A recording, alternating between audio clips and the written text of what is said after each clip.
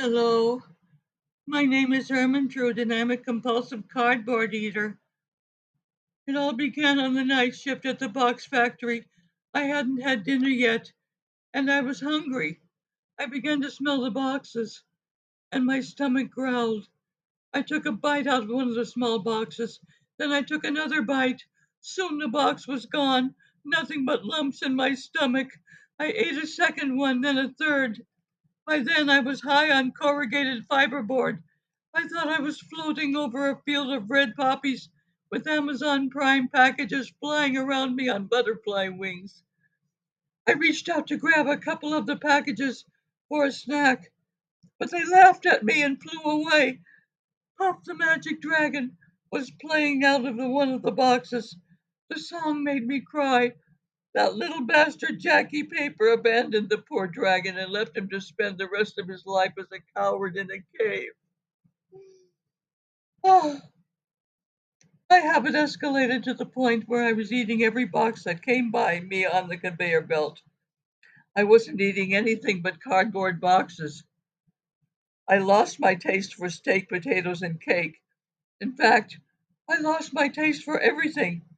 The corrugated mess I was eating killed my taste buds and my sense of smell. My desire for cardboard made my life unmanageable, out of control, and just plain miserable. I lost weight and looked like a skinny runway model without makeup and wearing dirty clothes.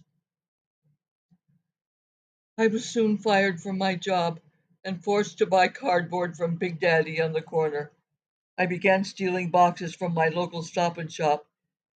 It was a cry for help.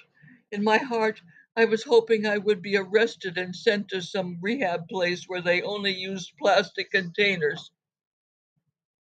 I soon became a stringy haired, dirty, and grossly constipated cardboard junkie.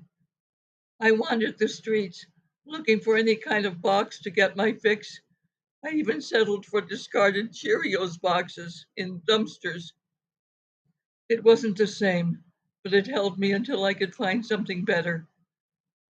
I was sleeping in hallways, wearing the same clothes for 2 weeks at a time without bathing or using deodorant. I walked down the street talking to myself. I hallucinated every time I got hold of one of Big Daddy's boxes. I began to have bad trips where I was attacked by cardboard aliens from outer space, or where everyone else in the world was a cardboard cutout that punched me in the nose when I tried to eat them. Oh, I was spending vast amounts of money each day on my habit. I took to begging, robbing stationery stores, and picking pockets. I got good at that. I became known as Sticky Fingers Irma. I took to sleeping on sidewalks, forcing people to have to step over me. Sometimes potential good Samaritans would ask me if I was okay. I would answer, "Yeah, I'm just high on cardboard," and they would go away, promising to pray for me. Sometimes people would drop quarters, which was silly because how many boxes can you buy with a quarter?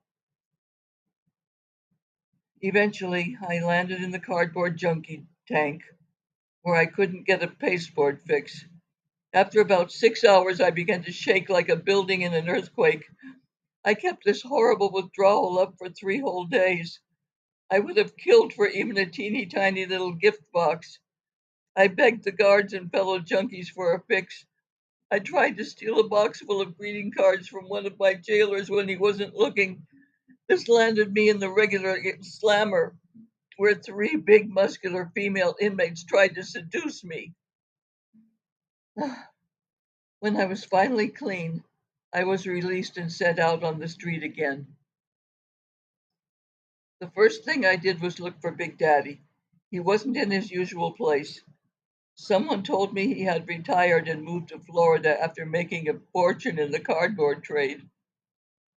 A produce water squirter in the local stop and shop told me they had no boxes to give out because someone who was moving had taken them all.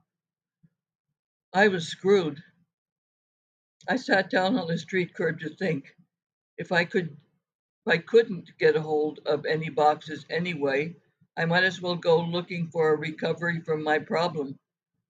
I headed for the local Unitarian church, where they had 12-step meetings, and found a cardboard anonymous meeting. So here I am. I have hit bottom, and I am ready to get in contact with my higher power. I'm not sure about making amends. Most of the people I did awful things to were strangers I only saw once in my life. I'll try, though, even if it means putting up notices like, quote, to the asshole I punched in the face and sent to the ER after you rear-ended me on the expressway. Please contact me so I can say I'm sorry, unquote. Something like that. Well, this is only my first meeting. If I don't fuck up between now and Thursday, you'll see me here again. In the meantime, I promise to stay away from cardboard boxes one day at a time.